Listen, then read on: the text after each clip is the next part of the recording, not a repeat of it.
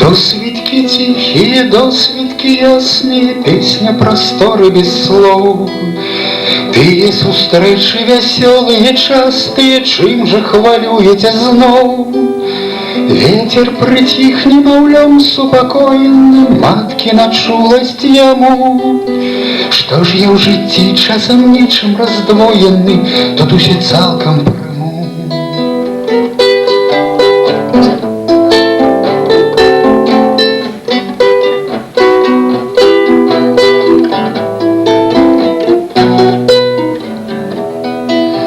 Шолохи дремлють, і ліс не зворушиться в шитних обдимках роси.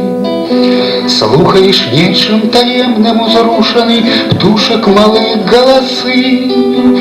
День буде довгим, стомляючи гучим, пройде наскрозь про тебе. Буде няўтульны, мой незрушны груз гэты раз попаде.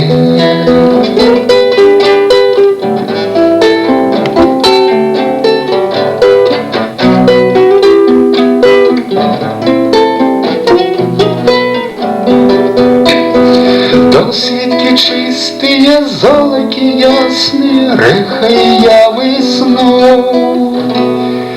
Ці не расстаўся я з вами заўчасна, што ж так чаруеце зноў?